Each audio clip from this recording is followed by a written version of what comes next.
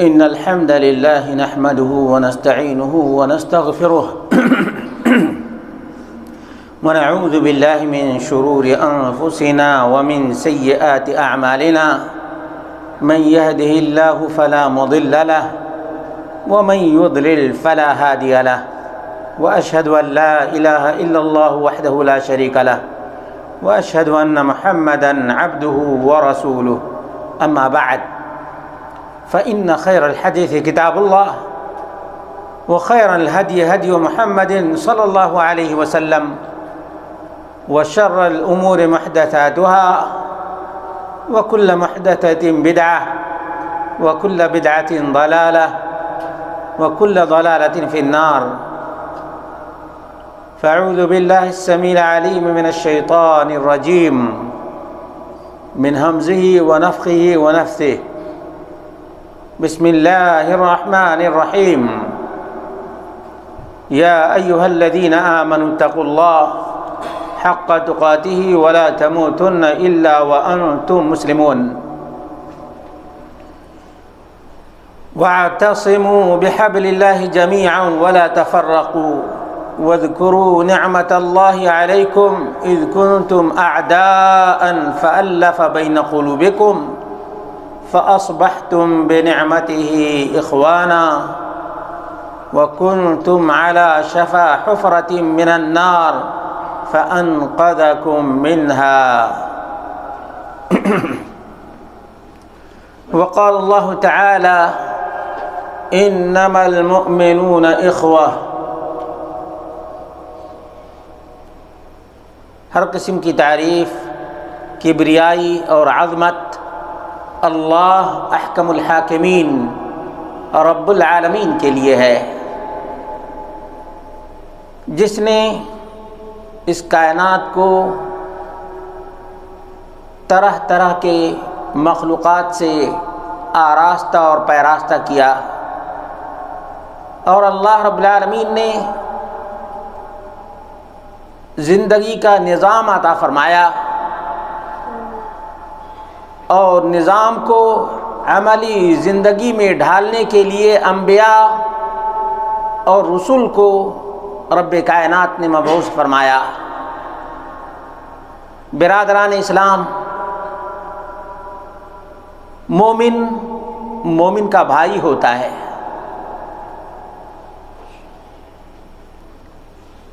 لا یظلمہ ولا یخذلہ۔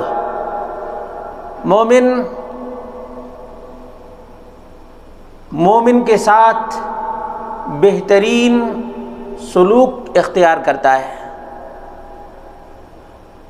نہ مومن پر ظلم کرتا ہے اور نہ بے یار و مددگار چھوڑتا ہے۔ اللہ رب العالمین احکم الحاکمین سے دعا ہے، بار الہ دنیا کے تمام مسلمان موحدین کی مدد فرما۔ اللہ جہاں کہیں بھی موحد مسلمان پریشان حال ہیں، ان کی پریشانی کو دور کر دے۔ دنیا کے جس خطے میں بھی مسلمان تکلیف اور مصیبت میں ہے، اللہ اپنے فضل و کرم سے ان کی مصیبت کو، ان کی تکلیف کو دور کر دے۔ عزیزو، نبی مکرم صلی اللہ علیہ وسلم کی سیرت کا ایک واقعہ جو تقریباً سمجھدار مسلمانوں کو معلوم ہے، وہ یہ ہے کہ غزوہ احد کے موقع پر اللہ کے رسول صلی اللہ علیہ وسلم کی ایک نافرمانی کی وجہ سے فتح، کامیابی، کامرانی، شکست اور انہزام میں تبدیل ہو گئی۔ ایک نافرمانی،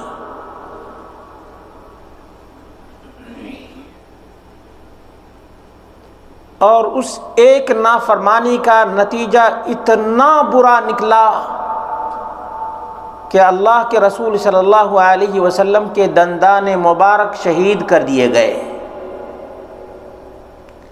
اس ایک نافرمانی کا اتنا برا نتیجہ نکلا کہ محمد رسول اللہ صلی اللہ علیہ وسلم کے بارے میں یہ عام ہو گئی بات کہ اللہ کے رسول صلی اللہ علیہ وسلم کو شہید کر دیا گیا۔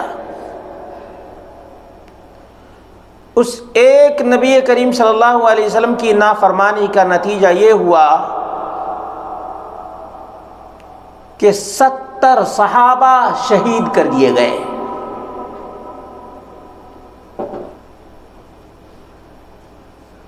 اور اس نبی کریم صلی اللہ علیہ وسلم کی ایک نافرمانی کا نتیجہ اتنا برا نکلا کہ ایک صحابی جو نبی کریم صلی اللہ علیہ وسلم کی حراست کر رہا تھا، دفاع کر رہا تھا اور آپ کی حفاظت پر تھا، اس کو تقریباً 80 سے زائد زخم لگے تھے، 80 سے زائد۔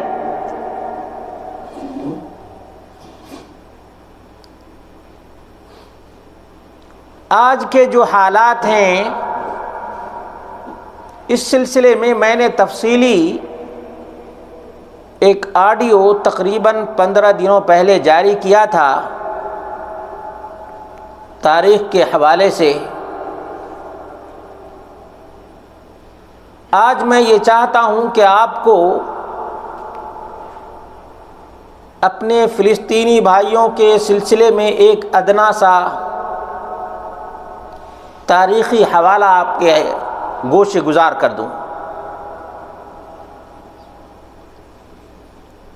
آپ میں سے جو لوگ پڑھے لکھے ہیں اور تاریخ کا جنہیں علم ہے، وہ اگر اس تاریخ کے پنوں کو الٹیں گے تو معلوم ہوگا کہ 1492 عیسوی کا موقع ہے، 1492 عیسوی کا موقع ہے۔ اسپین میں مسلمانوں کا قتل عام جاری تھا۔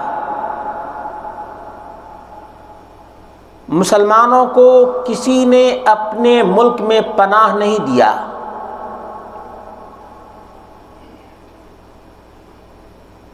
اور ان کے خون سے اسپین کی سرزمین سرخ ہو گئی۔ آج بھی مسجد قرطبہ کا نام سنتے ہیں، القصر الحمراء کا نام سنتے ہیں۔ علامہ اقبال نے اس سلسلے میں بہت کچھ لکھا ہے، اور بعض رائٹرز کے مطابق انہوں نے جا کر وہاں اذان بھی دی تھی مسجد قرطبہ میں۔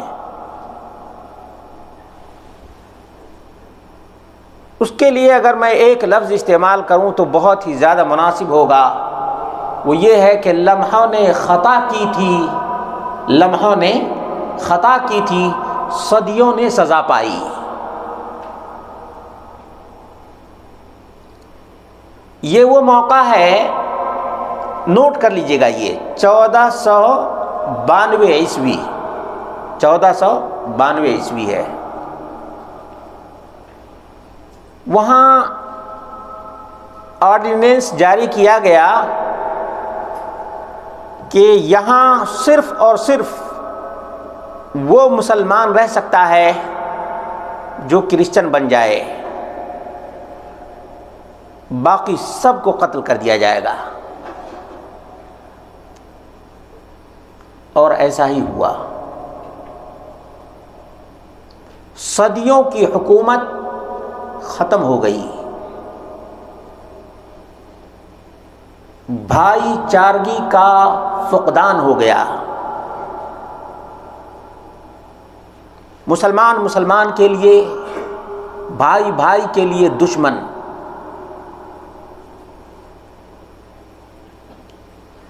پہلے سے بھی کرسچن اور مسلمانوں کی جنگیں ہوتی چلی آ رہی ہیں۔ آپ کو معلوم ہے کہ تبوک کی جنگ ہوئی ہے، حنین کی جنگ ہوئی ہے، یہ پورا کا پورا علاقہ کرسچن کا تھا۔ کس کا تھا؟ کرسچن کا علاقہ تھا۔ یہ سوریہ جس کو آج بول رہے ہیں شام، ملک شام، یہ پورا علاقہ کرسچن کا تھا۔ معاویہ رضی اللہ عنہ کی دور اندیشی نے اسلام کا پھریرہ ان علاقوں میں لہرایا، یہاں تک کہ ترکی وغیرہ میں بھی اسلام انہی کے زمانے میں پہنچا ہے۔ اور اسی وجہ سے اللہ کے رسول صلی اللہ علیہ وسلم کی وہ حدیث کے مصداق بھی بنے، مغفور لہم، بشارت کے مستحق معاویہ رضی اللہ عنہ۔ ان کی بہت ساری جنگیں، معاویہ رضی اللہ عنہ کی بہت ساری جنگیں کرسچن کے ساتھ ہوئی ہیں، اور جب تک معاویہ رضی اللہ عنہ کی حکومت تھی کسی بھی صلیبی حکمران کو جرأت اور ہمت نہیں ہوئی ہے کہ مسلمانوں کے ایریا پر اٹیک کرے۔ اتنی زبردست ان کی پلاننگ تھی۔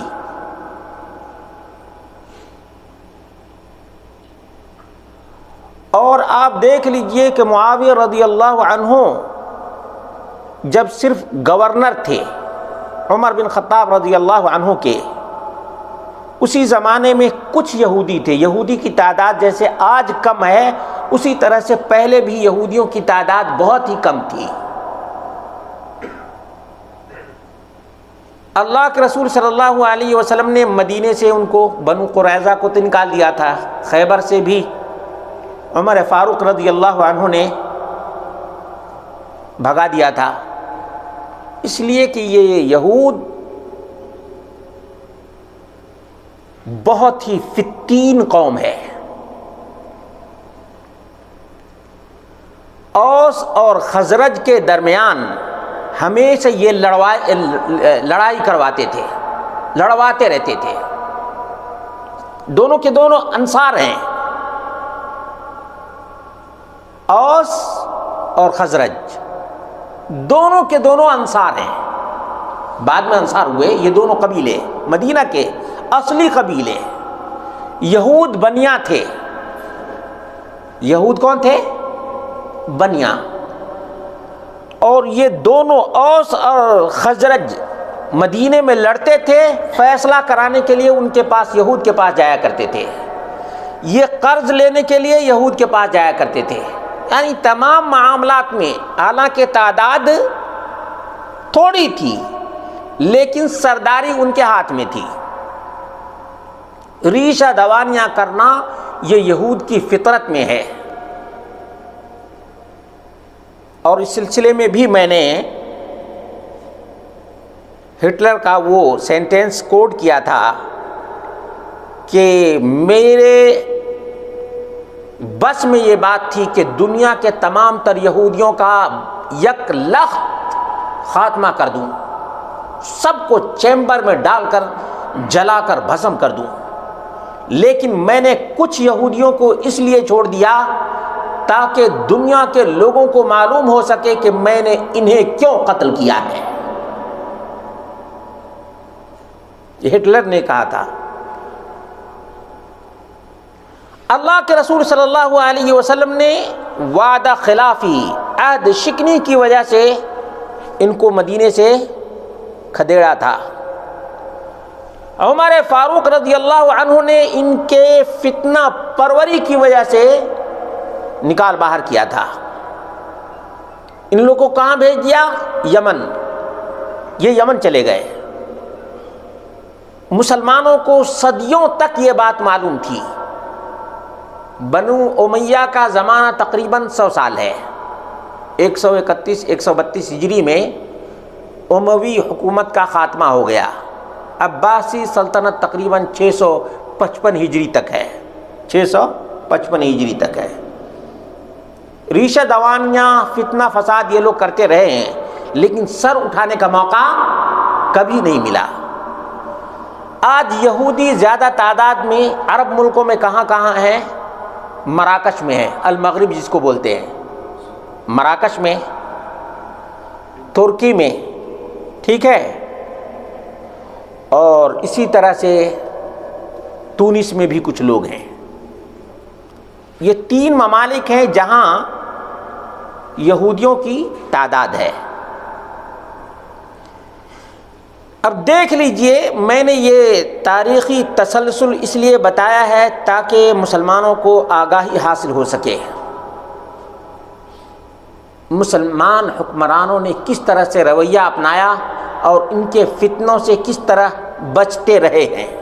یہ تھوڑے بھی رہیں گے، جیسے ایک بڑی مچھلی تالاب میں ہڑکنپ مچاتی ہے نا، اسی طرح سے یہود اگر چند بھی رہیں گے تو یہ بھی فتنہ فساد کریں گے۔ ابھی آپ کو بتا دوں معلومات کے لیے کہ امریکہ میں ایک یہودی لابی ہے، یہودی لابی ہے۔ اس کا کام کیا ہے جانتے ہیں؟ پولیٹیشین کو خریدنا، پولیٹیشین کو خریدنا، تاکہ جو بھی حکمران بنے گا اس کے اشارے پر کام کرے گا۔ نمبر 2، جتنی بے حیائی اور جو کیا بولتے ہیں اس کو، پورنگرافی بولتے ہیں یا کیا بولتے ہیں، یہ سب ان کے ہاتھ میں ہے۔ ابھی فیس بک وغیرہ کا مالک کون ہے؟ یہودی ہے۔ فیس بک کا مالک کون ہے؟ یہودی۔ ابھی واٹس ایپ کا مالک بھی یہودی ہو گیا ہے۔ نمبر 3، جتنے بھی سودی کاروبار ہیں تمام کے مالک کون ہیں؟ یہودی لوگ ہیں۔ یہودی سود خور قوم، بڑھیا قوم ہے یہ۔ اور نمبر 4، یہ جو پروپیگنڈا کی طاقت ہے یہودی لابی کے پاس ہے۔ یعنی آپ کے پاس رہا کیا؟ آپ جھوٹ کو سرچ کر کے دکھائیں گے۔ ابھی جو حالات ہم لوگوں کو کچھ معلوم ہو رہے ہیں واٹس ایپ کے ذریعے سے، فیس بک کے ذریعے سے، یوٹیوب کے ذریعے سے، ٹیلی گرام کے ذریعے سے، اب ان تمام کے مالکان یہودی ہیں، تو آپ کے پاس کیسی خبریں آئیں گی؟ اندازہ کیا جا سکتا ہے یا نہیں کیا جا سکتا ہے؟ دور جانے کی ضرورت نہیں۔ مین اسٹریم میڈیا انڈیا میں کس کے ہاتھ میں ہے؟ گورنمنٹ کے ہاتھ میں ہے۔ آپ تک کون سی خبریں آتی ہیں؟ وہی جو مسلمانوں کے خلاف ہو، یہی خبریں آتی ہیں نا۔ اسی طرح سے یہودی لابی کا حال ہے۔ اب دیکھ لیجئے کہ ہٹلر نے جو کچھ کیا تھا وہ کیا تھا، اس کے بعد جو اس کی تاریخ شروع ہوئی ہے وہ امریکہ سے شروع ہوتی ہے۔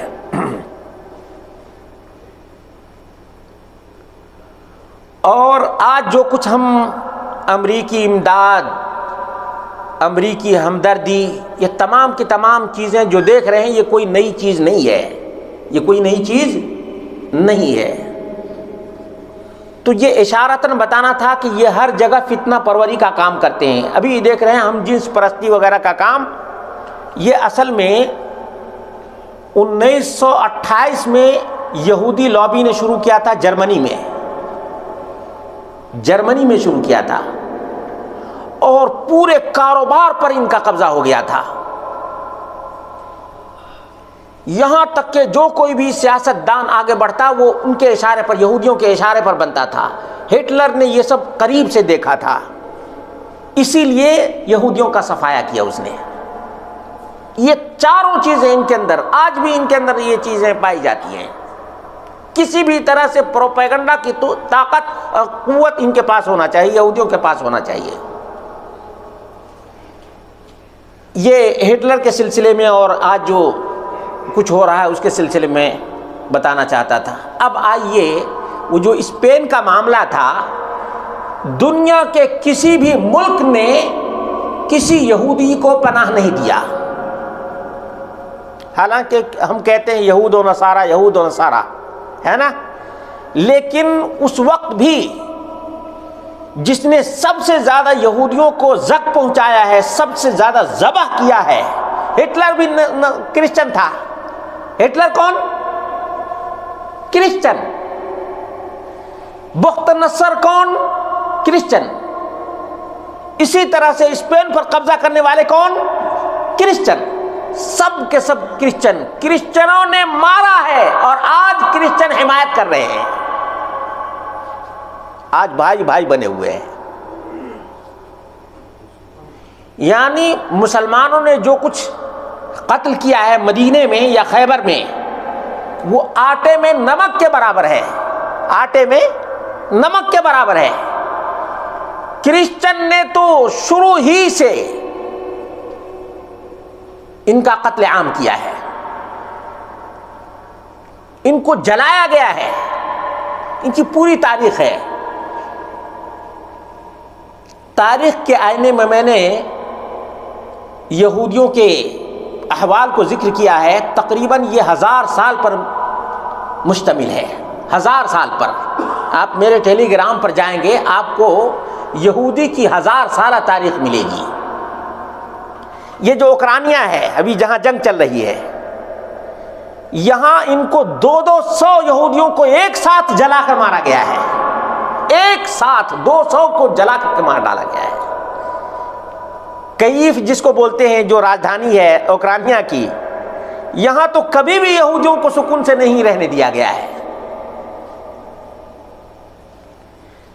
اب اسپین کا معاملہ یہ تھا کہ یہودیوں سے تمام کے تمام ممالک تنگ آ چکے تھے. اسی وجہ سے کسی نے اپنے یہاں پناہ نہیں دیا. میں نے یہ جو کہا تھا نا، لمحوں نے خطا کی تھی، صدیوں نے سزا پائی. یہ ہماری 500 سالہ غلطی کی سزا مل رہی ہے آج فلسطینیوں کو. آپ کے ذہن میں ہوگا کہ ہو سکتا ہے کوئی یہودی ملک رہا ہو جس نے یہودیوں کو پناہ دیا ہو، اسپین سے بھاگنے والوں کو. نہیں، یہ عثمانی حکومت ہے جس نے اپنا جہاز بھیجا ہے اور یہودیوں کو اسپین سے اپنے یہاں پناہ دیا ہے. 1492 عیسوی، اسی لیے میں کہہ رہا ہوں یاد کر کے رکھیے، یہ 1492 عیسوی کا موقع ہے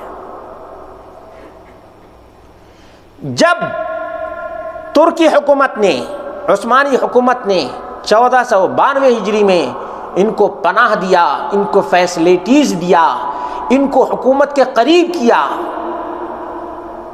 رفتہ رفتہ یہ اپنی ماسونی تحریک بنائے. کون سی تحریک بنائے؟ ماسونی تحریک. ماسونی تحریک آج جو کام کر رہی ہے وہ اشارتاً بتا دیتا ہوں کہ جتنے بھی ملکوں کے حکمران ہیں ان کو کیسے قبضہ کرنا ہے، پیسے دے کر، دھمکی دے کر، یا قتل کرنے کی وارننگ دے کر.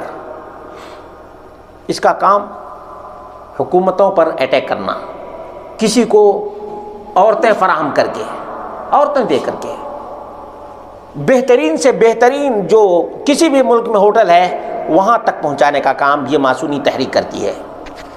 دنیا کے تمام ملکوں میں اس کی تنظیم موجود ہے. ماسونی تحریک اس کو بولتے ہیں.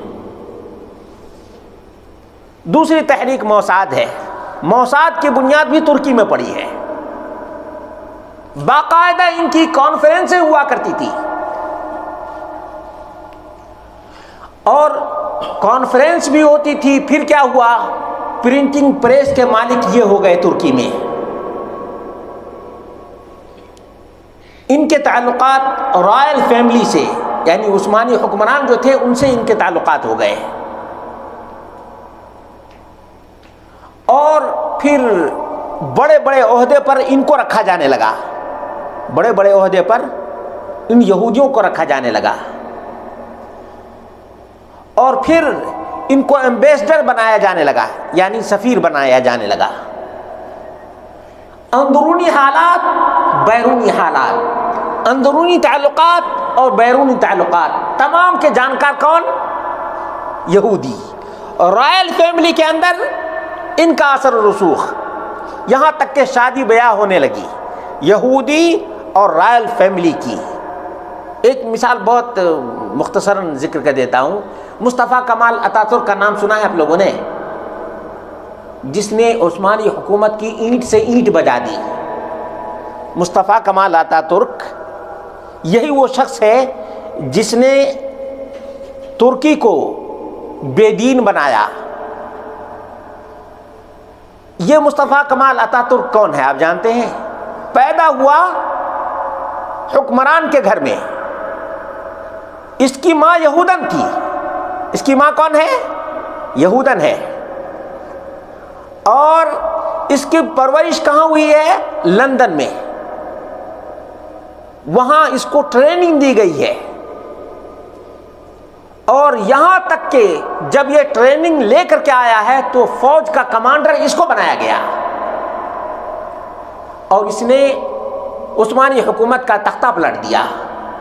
1924 میں اس کا اعلان اسی نے کیا تھا، مصطفیٰ کمال اتا ترک نے۔ اور اس دن سے ترکی حکومت 1924 سے اسلام کے خلاف، پردے کے خلاف، حجاب کے خلاف تمام کے تمام قوانین پاس کرنے لگے، یہاں تک کہ یہ جب مر گیا ہے مصطفیٰ کمال اتا ترک تو کہا کہ مجھے دفنایا نہیں جائے مسلمانوں کے طریقے سے، مسلمانوں کے طریقے سے مجھے دفنایا نہ جائے۔ ایک اشارہ کر دینا کافی ہوگا کہ آج بھی جو رجب طیب اردوغان ہے یہ اس کی قبر پر جا کے پھول چڑھاتا ہے، جس نے ترکی کی اینٹ سے اینٹ بجا دی، عثمانی حکومت جس کی توتی بولا کرتی تھی، اس کو مٹانے والا مصطفیٰ کمال اتا ترک ہے۔ آج اس کی قبر پر جا کر کے یہ پھول چڑھاتا ہے، مالا چڑھاتا ہے، اور کہتا ہے کہ ہم اسی کے پاسبان ہیں۔ یہ میڈیا ہے، میڈیا۔ آج بہت سے ہمارے ہندوستان، پاکستان، بنگلہ دیش وغیرہ کے لوگ سمجھتے ہیں کہ رجب طیب اردوغان بہت مسلمانوں کے لیے کام کر رہا ہے۔ یہ میڈیا کا کمال ہے، یہی یہودی لابی ہے۔ یہ کون ہے؟ یہودی لابی ہے، اس کو سمجھ لیجئے۔ اب دیکھ لیجئے کہ ترکی سے آپ، یہ آج کی تاریخ نہیں ہے کہ 1948 میں اس کی حکومت بنی ہے، یعنی یہودیوں کی حکومت 1948 میں بنی ہے۔ کب؟ 1948 میں۔ لیکن یہ جو سلسلہ ہے فلسطین میں قبضہ کرنے کا، یہ 1878 سے شروع ہوا ہے، 1878 سے۔ آپ یہ تاریخ نوٹ کیجئے، 1492 یعنی 15ویں صدی عیسوی ہے، وہاں سے لے کر کے 1878 تک یہ وہاں جمع ہوتے رہے ہیں ترکی میں۔ اس کے بعد وہاں سے پلائن شروع ہوا ہے، کہاں؟ فلسطین کے لیے۔ ترکی نے یہ شجرہ بویا تھا، اس کا پھل مل رہا ہے۔ ابھی جو کچھ ہم دیکھ رہے ہیں فلسطین میں، یہ ترکی کا کیا دھرا ہے، ٹوٹل ترکی کا کیا دھرا ہے۔ 1878 سے لے کر کے 1892 91 تک بہت بڑی تعداد، جتنے تقریباً بہت زیادہ انٹیلیجنٹ قسم کے لوگ تھے، ان کو ترکی سے کہاں بھیجا جا رہا ہے؟ فلسطین میں۔ فلسطین کے لوگوں نے، سلطان عبد الحمید اس وقت تھے، ان کو جا کر کے بتایا کہ ہمارے ہاں یہودی بستے جا رہے ہیں، اس کے لیے آپ لوگ کچھ کیجئے۔ کوئی دھیان نہیں، یہاں تک کہ انگلینڈ کا قبضہ ہو گیا فلسطین کے علاقے پر۔ یعنی پہلے سے فلسطین کس کے قبضے میں ہے؟ عثمانی حکومت کے قبضے میں۔ لیکن آستانہ ہے، آیا صوفیہ وغیرہ کا جو پورا علاقہ ہے، وہاں سے کہاں آ رہے ہیں؟ فلسطین آ رہے ہیں۔ آتے آتے یعنی 10 سال میں بہت بڑی تعداد ان یہودیوں کی ہو گئی، یہاں تک کہ ان کی تعداد تقریباً 8% ہو گئی۔ یہ زیرو تھے، یہاں پر کوئی یہودی نہیں رہتا تھا، یہاں پر کرسچن اور مسلمان رہتے تھے۔ لیکن ترکی سے آتے آتے ان کی تعداد کتنی ہو گئی؟ 8% ہو گئی، یعنی 100 میں 8 یہودی تھے۔ ٹھیک ہے، اب انگلینڈ کا جب قبضہ ہو گیا تو انگلینڈ کا، جیسے ہمارے ہاں وائسرائے ہوتا تھا ہندوستان میں، جو پڑھے لکھے ہیں ان کو یہ لفظ معلوم ہے، وائسرائے یعنی کرتا دھرتا، کرتا دھرتا انگلینڈ کا وائسرائے۔ ہندوستان میں جس طرح سے حکومت چلاتا تھا اسی طرح سے وائسرائے تھا انگلینڈ کا یہاں، فلسطین میں وہی لاتا جاتا تھا، بساتا جاتا تھا، یہاں تک کہ 1942-44 کے درمیان انگلینڈ نے UN کے حوالے کر دیا، یونائٹڈ نیشن کے حوالے کر دیا، اور یونائٹڈ نیشن نے منظوری دے دی 4 سال کے بعد 1948 میں کہ اسرائیل نہیں کہنا چاہیے، اسرائیل یعقوب علیہ السلام کا لقب یا نام ہے، یاد رکھیے گا۔ آج بہت سے لوگ کہتے ہیں کہ اسرائیل پر لعنت، اسرائیلی پر لعنت بولتے ہیں نا، ایسا نہیں بولنا چاہیے، اس لیے کہ نبی کا نام ہے۔ یہ کس کا نام ہے؟ نبی کا نام ہے، یعقوب علیہ السلام کا یہ نام ہے، اس لیے اسرائیلی پر لعنت نہیں بھیجنی چاہیے۔ یہ پلاننگ کے تحت ایسا کیے ہیں۔ یہودی آپ کہہ لیجئے، یہودی سے بہت چڑھتے ہیں یہ، یہودی جب بولیں تو بہت چڑھتے ہیں، لیکن اسرائیلی بولیں تو بڑے خوش ہوتے ہیں۔ اسرائیلی بولیں گے تو بہت خوش ہوں گے، اس لیے اسرائیلی نہیں، اسرائیلی حکومت نہیں، یہودی حکومت بولیں، صہیونی حکومت بولیں۔ کیا بولیں؟ صہیونی، یہودی، یہ الفاظ سے بد دعا دیں، اللہ تبارک و تعالیٰ ان کے اوپر لعنت کرے۔ ویسے بھی ضربت علیہم الذلۃ والمسکنۃ وباؤوا بغضب من اللہ، اللہ کا غضب ہے ان کے اوپر۔ اب سوچ لیجئے کہ ان کی پوری تاریخ ان کو کہیں سکون نہیں ملا ہے، آج بھی یہ سکون سے نہیں ہے۔ آپ دیکھیں گے کراچی سے کچھ یہودی آئے ہوئے ہیں، میں نے BBC پر ان کا پروگرام سنا ہے، اور میں نے یہودیوں کے گھر دیکھے ہیں بامبے کے اطراف میں، بامبے سے بھی آئے ہوئے ہیں یہاں پہ۔ مسلمانوں نے بامبے کے اطراف میں ان کے گھر وغیرہ خرید لیے ہیں۔ بامبے میں یہودی آج بھی تھوڑے ہیں، یعنی آٹے میں نمک کے برابر۔ زیادہ تعداد میں ہندوستان میں میزورم میں ہیں، تقریباً بتائے جاتے ہیں کہ 10,000 یہودی وہاں بستے ہیں۔ کتنے؟ 10,000۔ لیکن ان لوگوں کے ہاں جو نسل واد ہے، نسل پرستی ہے ان کے ہاں، یہودی کوئی اس میں یہودی نہیں بن سکتا ہے، ملحد بنا دے گا، زندیق بنا دے گا، بے حیا بنا دے گا، نیوٹرل بنا دے گا، لیکن یہودی نہیں بنائے گا۔ یہ بات یاد رکھیے گا، یہودی نہیں کوئی بنتا ہے، یہ نسلی دھرم ہے۔ کیسا دھرم ہے؟ نسلی دھرم ہے۔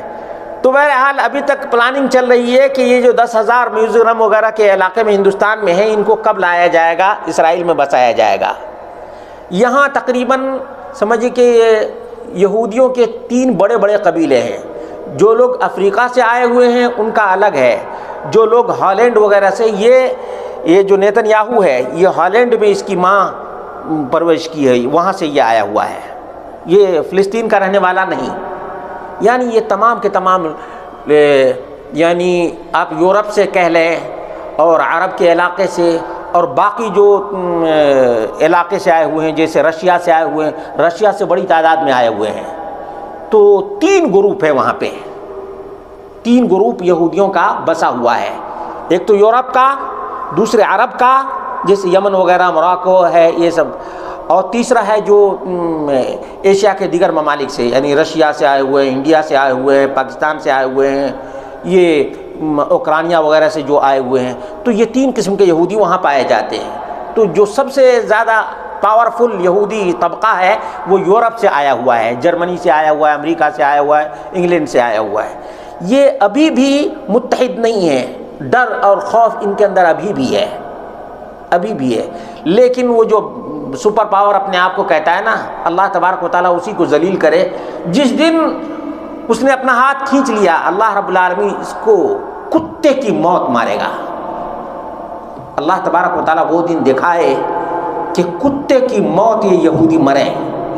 اللہ تبارک و تعالیٰ کی لعنت ہو ان یہودیوں کے اوپر۔ ان کی ایک بالشت زمین نہیں تھی فلسطین میں، ان کو لا کر مسلط کیا گیا ہے۔ وہی ترکی حکومت نے جو غلطی کی تھی اس کی سزا آج تک فلسطینیوں کو مل رہی ہے، اور ترکی حکومت کی ناکامی کی وجہ سے ترکی حکومت بھی گئی۔ مصطفیٰ کمال آتار ترک جس نے اینٹ سے اینٹ بجا دی، سب سے پہلے نقصان کس کا ہوا؟ ترکی کا ہوا۔ کہتے ہیں چاہ کن چاہ درپیش، دوسرے کے لیے کنواں کھودو گے خود اس کنویں میں گرو گے۔ سب سے پہلے نقصان کس کا ہوا؟ ترکی حکومت کے ختم کرنے میں یہودیوں کا ہاتھ ہے۔ ترکی حکومت کو ختم کرنے میں، حالانکہ مصطفیٰ کمال اتاترک نے کس کو الزام دیا پتا ہے؟ کہ اسلام پسندی کی وجہ سے ترکی حکومت کمزور پڑ گئی ہے۔ نہیں، اسلام تو کہتا ہے وَأَعِدُّوا لَهُم مَّا اسْتَطَعْتُم مِّن قُوَّةٍ، یعنی فرسٹ ورلڈ وار جو 1914 میں شروع ہوا تھا، پہلی جنگ عظیم جس کو بولتے ہیں، پہلی عالمی جنگ جو شروع ہوئی ہے 1914 میں شروع ہوئی ہے، اور 1919-18 تک یہ جنگ جاری رہی ہے۔ اس میں ترکی اور اس کے جو حلیف حکومتیں تھیں ان کو شکست ہوئی۔ اب اس نے کیا کہا مصطفیٰ کمال اتاترک نے کہ اسلام کی وجہ سے ہماری شکست ہوئی ہے۔ اپنی ناکامی یہی دیکھا، اپنے جو مشورہ دینے والے ہیں وہ یہودیوں کو تم نے بنا رکھا ہے، یہودی تمہارا کبھی بھلا چاہے گا؟ اللہ رب العالمین نے فرمایا لَتَجِدَنَّ أَشَدَّ النَّاسِ عَدَاوَةً لِلَّذِينَ آمَنُوا الْيَهُودُ، مسلمانوں کا، مومنوں کا سب سے بڑا دشمن کون ہے؟ یہودی۔ تم نے سمجھا نہیں، اسلام کی تعلیمات کو فراموش کر دیا، اس کی غلطی کی سزا تم کو ملی اور آج تک مسلمانوں کو مل رہی ہے۔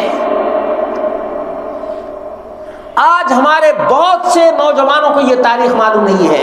میں کیوں یہ باتیں ذکر کر رہا ہوں، یہ تاریخی تسلسل میں کیوں بتا رہا ہوں؟ سبب یہ ہے کہ مسلمان سمجھیں، حقیقت جاننے کی کوشش کریں کہ ہم جو آج غلطی کرتے ہیں اس کی سزا کوئی ضروری نہیں کہ ہم کو کل مل جائے، سزا لمبے ٹائم تک مل سکتی ہے، لمبے ٹائم تک۔ اب یہ دیکھ لیجئے 1492 سے شروع ہوا ہے یہ سلسلہ، ہماری غلطی کا، مسلمانوں کی غلطی کا سلسلہ شروع ہوا، اور آج تک سزا مل رہی ہے یا نہیں مل رہی ہے؟ آج تک سزا مل رہی ہے، اور اللہ تبارک و تعالیٰ بہتر جانتا ہے کہ کب تک یہ سزا ہم کو ملتی رہے گی۔ اس لیے غلطی کو معمولی نہیں سمجھنا چاہیے، غلطی کا ازالہ کرنے کی ضرورت ہے، غلطی کو دھونے کی ضرورت ہے، حقیقت کو جاننے کی ضرورت ہے۔ اب بھلا بتائیں کہ مسلمانوں کو اللہ رب العالمین نے حکم دیا ہے وَأَعِدُّوا لَهُم مَّا اسْتَطَعْتُم مِّن قُوَّةٍ وَمِن رِّبَاطِ الْخَيْلِ تُرْهِبُونَ بِهِ عَدُوَّ اللَّهِ وَعَدُوَّكُمْ۔ اللہ رب العالمین تو مسلمانوں کو بالکل ہمیشہ ایکٹیو رہنے کا حکم دیتا ہے۔ آج جو لوگ کسل مندی کا شکار ہیں، جو اپنے آپ کو بالکل ایسے رکھتے ہیں، جھک کر چلتے رہتے ہیں، یہ اسلام نہیں ہے، یہ سمجھ لیجیے آپ، اسلام نہیں ہے۔ المؤمن القوی خیر من المؤمن الضعیف، قوی ہمیشہ ہی، مسلمانوں کو ہمیشہ ہی ایمانی قوت کے ساتھ جسمانی قوت کی بھی ضرورت ہے، ایمانی قوت کے ساتھ جسمانی قوت کی بھی ضرورت ہے۔ آج جو ہم میں یہ سمجھتے ہیں کہ جو بوریا نشین ہے یا بالکل ہی چپ چاپ بیٹھا رہتا ہے، یہ اسلام نہیں ہے، یہ سمجھ لیجیے آپ، یہ خانقاہیت ہے، یہ صوفیت ہے، یہ اسلام نہیں ہے۔ اسلام میں نماز کے وقت میں نماز پڑھو، ابھی جمعہ کا دن ہے، جمعہ کی نماز کے بعد کیا اللہ رب العالمین نے حکم ہے فَإِذَا قُضِيَتِ الصَّلَاةُ فَانتَشِرُوا فِي الْأَرْضِ، مسجد میں بیٹھنے کا حکم دیا ہے نہیں، وہ زمین پر پھیل جاؤ۔ ہمیشہ یاد رکھیں، اپنے بچوں کو تربیت دیں، ایکسرسائز کی عادت ڈالیں، اپنے آپ کو ایکٹیو رکھیں۔ مومن آدمی کبھی بھی، عمر فاروق رضی اللہ عنہ کے بارے میں سیرت نگاروں نے لکھا ہے کہ اگر کسی کو وہ جھک کر کے چلتے ہوئے دیکھتے، بیمار کی طرح چلتے ہوئے دیکھتے تو درے لگاتے ہیں۔ کیوں؟ اس لیے کہ مومن آدمی اسٹرانگ ہوتا ہے، مضبوط ہوتا ہے۔ مضبوط اپنے آپ کو بناؤ مسلمانوں، یعنی اپنے گھر سے لے کر کے اپنے محلے کے لوگوں کو، نوجوانوں کو تیار کرو اس طرح سے، اور جو حکمران ہے اس کو اس طرف توجہ دینی چاہیے کیونکہ اللہ رب العالمین کا یہ حکم ہے۔ کس کا حکم ہے؟ اللہ رب العالمین کا یہ حکم ہے کہ اپنے آپ کو ہمیشہ مضبوط کرنا چاہیے۔ اور خلفائے راشدین نے بڑا کام کیا، آپ دیکھ لیجئے کہ آج جہاں کہیں بھی اسلامی ایریا ہے یہ سب کے سب بنو امیہ کے زمانے ہی کا یہ دیا ہوا ہے. بنو امیہ نے ان علاقوں پر، یہاں تک کہ جو چین تک میں جو مسلمان ہیں، بنو امیہ کے زمانے میں یہ اسلام پہنچا ہے. ہندوستان میں جو دیکھ رہے ہیں بنو امیہ کے زمانے میں اسلام پہنچا ہے. اور جو اسپین میں حکومت تھی بنو امیہ کی حکومت تھی، بنو امیہ کی حکومت تھی. ان لوگوں نے کبھی بھی، وہ کیسے تھے پتہ ہے؟ مومنوں کا شعار یاد رکھیے، فرسان النہار رہبان اللیل، رات کے عبادت گزار اور دن کے شہ سوار. یہ ہے وہ لوگ اپنے آپ کو کیسے ٹریننگ دیتے تھے پتہ ہے؟ وہ اپنے آپ کو گھوڑے کی ننگی پیٹھ پر سواری کیا کرتے تھے. آج ہم لوگوں کا حال ہے، اللہ رب العالمین رحم کرے، بچوں کو یہ سب کی ٹریننگ کا موقع ملے تو دیں. ننگی پیٹھ پہ، جو کبھی پریکٹس نہیں کیا ہے وہ تو ٹک ہی نہیں سکتا ہے. گھوڑے کی ننگی پیٹھ پہ بغیر زین وغیرہ کے ٹک ہی نہیں سکتا ہے. اس کے لیے ہمیشہ ٹائٹ رہنے کی ضرورت پڑتی ہے. اپنا بازو بھی ٹائٹ رکھنا ہے، اپنے پاؤں کو بھی، پورے جسم کو. آپ دیکھ لیجئے 10 منٹ کی آپ رائڈنگ کر لیں پتہ چل جائے گا. تو وہ ایسے لوگ تھے، نیزہ بازی سکھایا کرتے تھے نوجوانوں کو. 14 سال کا بچہ ہے اس کو ٹریننگ دے رہے ہیں، 12 سال کا بچہ ہے، تیر و تفنگ ان کا شیوا. تو اس طرح سے مسلمان اپنے آپ کو کمزور نہ رکھے. مسلمان ہمیشہ اپنے آپ کو مستعد رکھے اور نیت ہمیشہ خیر کو عام کرنے کی ہو، مسلمان کی مدد کرنے کے لیے ہو. لیکن جب آپ مسلمان کی مدد نہ کریں، جیسے اسپین میں مسلمانوں کی مدد ترکی حکومت نے نہیں کیا، یہودی کی، جو دشمن ہے آپ کا اس کی آپ نے مدد کی، مسلمان کی مدد نہیں کی. مسلمان تو ذبح کیے گئے. کل ایک صاحب نے ایک میوزیم کے بارے میں بتایا کہ 500 مسلمانوں کی کھوپڑیوں کو جس طرح سے تعمیری شکل دیا ہے یورپ نے، اس کو کھولا گیا پرسوں ترسوں. 500 مسلمانوں کی کھوپڑیوں سے بلڈنگ بنائی گئی ہے. وہ سب کے سب اسپین کے مسلمان تھے. ایک تو آپسی اختلاف تھا، خود آپس میں بھائی بھائی سے لڑنے لگا. اب جب دو آپس میں لڑیں گے تو تیسرے کا فائدہ ہوگا. ایسا ہی ہوا ہے. اسپین کی حکومت اسی طرح سے گئی ہے. اللہ رب العالمین کا یہ نظام ہے. بس اللہ رب العالمین سے یہ کہیں گے کہ اللہ رب العالمین مسلمانوں کی اصلاح فرمائے. بہت ہی زیادہ جو مناظر دیکھ رہے ہیں، ان مناظر کو دیکھ کر کے بہت تکلیف ہوتی ہے. لیکن ساتھ ہی ساتھ جب ہم اللہ رب العالمین کا یہ فرمان سنتے ہیں، وَمَا أَصَابَكُم مِّن مُّصِيبَةٍ فَبِمَا كَسَبَتْ أَيْدِيكُمْ وَيَعْفُو عَن كَثِيرٍ، تمہیں جو کچھ بھی مصیبت پہنچ رہی ہے یا پہنچی ہے وہ تمہارے ہاتھوں کی کمائی ہے. اب تو معلوم ہو گیا ہوگا نا، ایک اندازہ تو ہو گیا ہوگا کہ فلسطین کے مسلمانوں کے ساتھ جو کچھ ظلم و زیادتی ہو رہی ہے اس کے پیچھے ہماری اپنی تاریخی غلطیاں ہیں، اپنی تاریخی غلطیاں ہیں. اور آج بھی اگر مسلمان ہوش کا ناخن نہیں لیے، اپنی اصلاح نہیں کیے، اپنے بھائیوں کے درمیان الفت اور محبت قائم نہیں کیے، تو اللہ رب العالمین یہ نہیں دیکھتا کہ کس کا کیا نام ہے. اللہ رب العالمین کام دیکھتا ہے. کیا دیکھتا ہے؟ کام دیکھتا ہے. نام ہم عبداللہ عبد الرحمن رکھ لیں لیکن ہم یہودیوں کو اپنا دوست بنا لیں تو یہ تو اللہ رب العالمین کی سراسر نافرمانی ہے. یا ایھا الذین آمنوا لا تتخذوا اليہود والنصارى اولیاء، مسلمانوں مومنوں یہود و نصارہ کو اپنا دوست نہ بناؤ، اپنا دوست نہ بناؤ. تو یہ اللہ رب العالمین کا فرمان ہے، اس فرمان پر عمل نہیں کیا۔ خلفائے راشدین کے سلسلے میں اللہ کے رسول صلی اللہ علیہ وسلم کا کتنا واضح فرمان، علیکم بسنتی و سنت الخلفاء الراشدین المہدیین من بعدی، میری سنت کو لازم پکڑو۔ اللہ کے رسول صلی اللہ علیہ وسلم کی سنت یہود کے ساتھ کیا ہے؟ ان کو ٹکنے نہیں دینا ہے، ان کے عہد و پیمان پر اعتماد اور یقین نہیں کرنا ہے۔ خلفائے راشدین میں عمر فاروق رضی اللہ عنہ کو آپ دیکھ لیں، انہوں نے کیا کیا؟ جلا وطن کر دیا۔ فتنے کے سرغنہ کو یہاں ٹکنے نہیں دینا ہے۔ کم سے کم اتنا تو کر سکتے نا کہ یہود کو اپنا دست و بازو نہ بنائیں،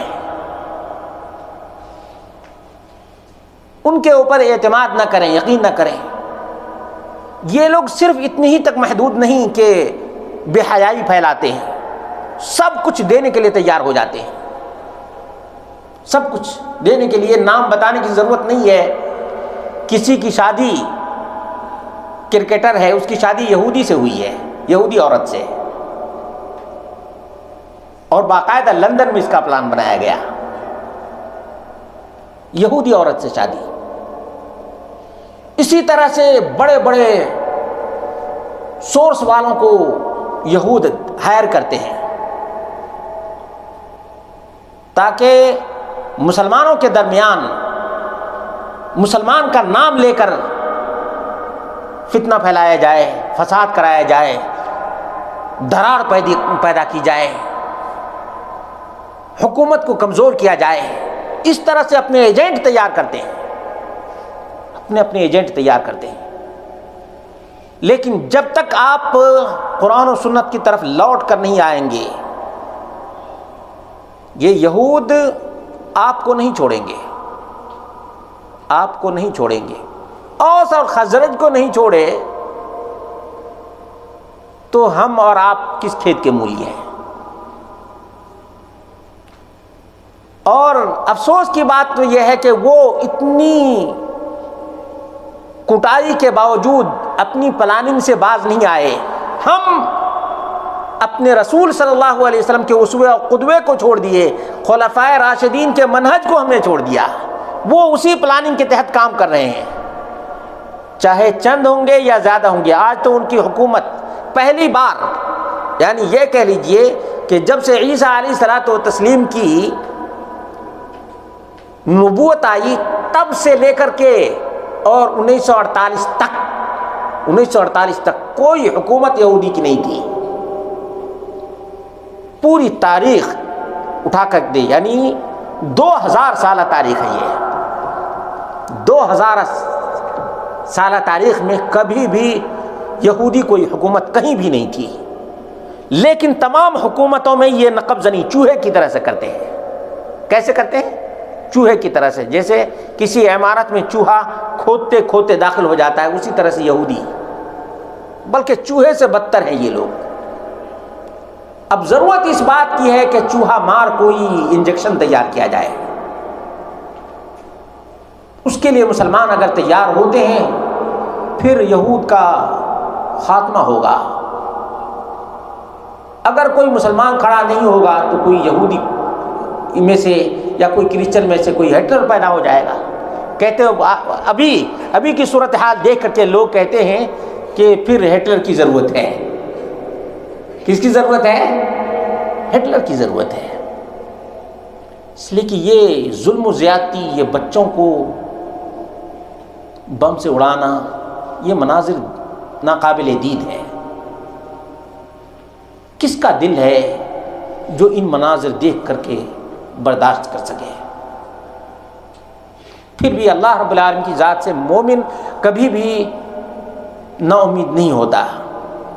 اللہ رب العالمین ایک دن ایسا لائے گا جب مسلمان یہودیوں کو چن چن کر کے ماریں گے۔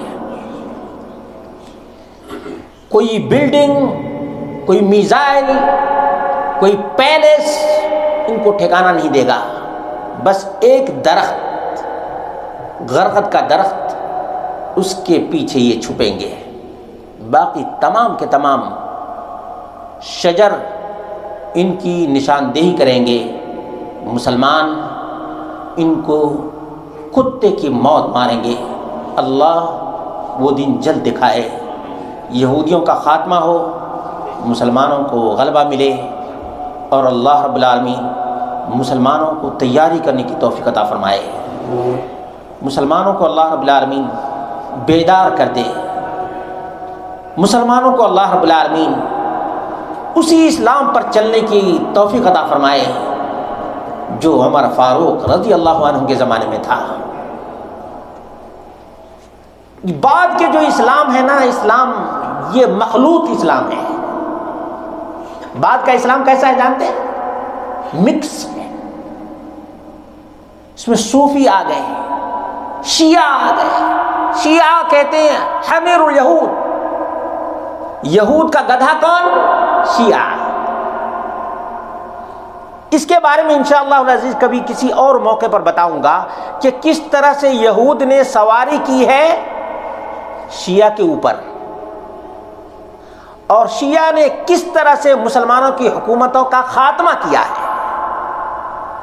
شیعہ نے کس طرح سے، چاہے نصیر الدین طوسی ہو، یہ بھی تاریخی نام ہے، ابن علقمی ہو، یہ بھی تاریخی نام ہے، کس طرح سے بغداد کی اینٹ سے اینٹ بجائی گئی ہے، اس کو جاننے کی ضرورت ہے، اس معلومات کو عام کرنے کی ضرورت ہے۔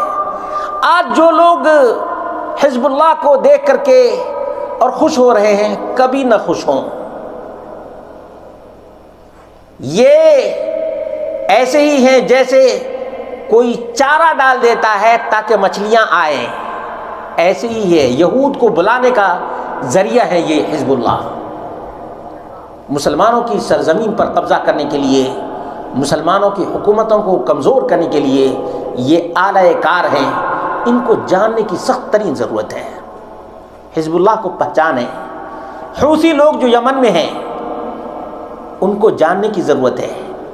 یہ ایران کے آلہ کار، ایران کے تعلقات یہودیوں سے۔ ایک اور اہم بات اس میں ایڈ کرتے جاؤں، 1948 میں جب یہودی حکومت قائم ہوئی ہے تو سب سے پہلے کس نے اعتراف کیا ہے؟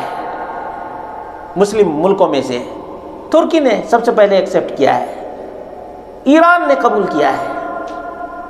آج ایران کو لوگ سمجھ رہے ہیں کہ فلسطین کے کاز کے لیے کچھ کرنے والا، کبھی نہیں کرے گا۔ یہ دھوکہ ہے، یہ فریب ہے، یہ فراڈ ہے، میڈیا کا سہارا لیا جاتا ہے۔ اسی میں ایڈ کرتا چلا جاؤں، چونکہ میں تاریخ کا ایک طالب علم ہوں، اس اعتبار سے بتا رہا ہوں کہ جب خمینی کو فرانس سے لایا گیا، فرانس ایئر لائنس پر آیا ہے خمینی کو بیٹھایا گیا ہے، ایران پر فرانس نے خمینی کو مسلط کیا ہے۔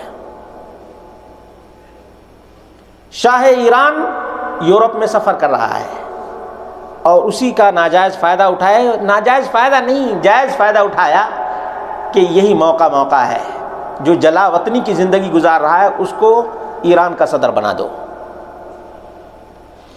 ایران اور عراق کی جنگ ہوئی ہے تو ہتھیار کون دے رہا ہے ایران کو؟ یہودی۔ ایران کو ہتھیار دے رہا ہے یہودی، جس کو اسرائیل کہتے ہیں، اور ایران اس اسلحہ سے صدام کی فوج پر اٹیک کر رہا ہے۔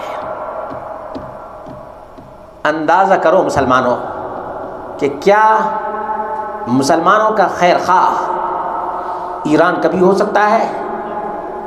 آپ لوگوں کے لیے یہ اشارات میں نے دے دیا ہے، آپ میں سے جو پڑھا لکھا ہو وہ ان چیزوں کو سرچ کر سکتا ہے کہ کس طرح سے اسرائیل جو ہے یہودیوں کا ملک، یہود کو کس طرح سے بسایا گیا ہے، کس طرح سے لایا گیا ہے، کس طرح سے یہودیوں نے سازش کی ہے، یہ تمام کی تمام چیزیں آپ کو مل جائیں گی۔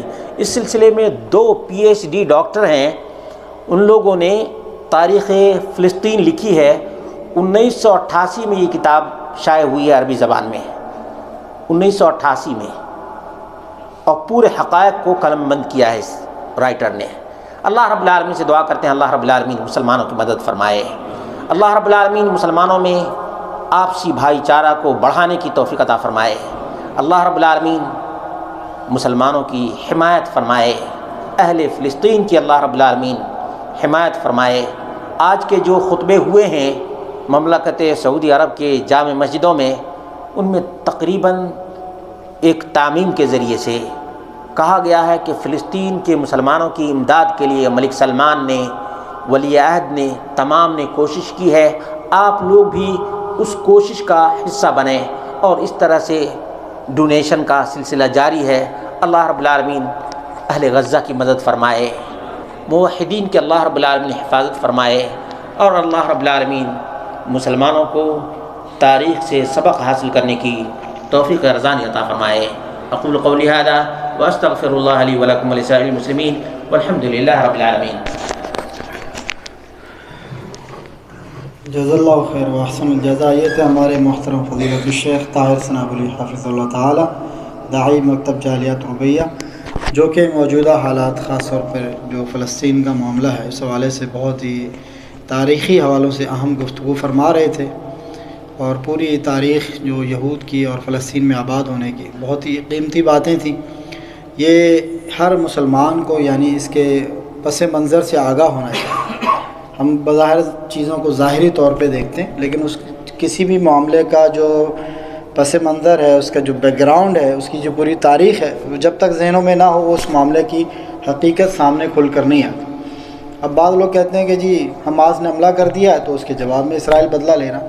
وہ بھائی حماس نے بدلہ کیا تو ان کی زمین پہ ناجائز قبضہ کیا ہوا، ان لوگوں کو ایک جیل کے اندر تبدیل کیا ہوا ہے، ان کے تمام حقوق سلب کیے ہوئے، یعنی ان کو اس حالت کے اندر پہنچایا ہوا ہے یہودیوں نے کہ ان کو آخر اپنے حقوق کے لیے اور اپنے جو زمین کے لیے اور اپنے وطن کے لیے ان کو کچھ نہ کچھ پھر آخر کرنا پڑتا ہے۔ بہت سارے معاملات ہیں، اللہ تعالیٰ سمجھنے کی توفیق عطا فرمائے، اور اہل فلسطین کی اللہ تعالیٰ مدد فرمائے، نصرت فرمائے۔ والسلام علیکم ورحمۃ اللہ وبرکاتہ۔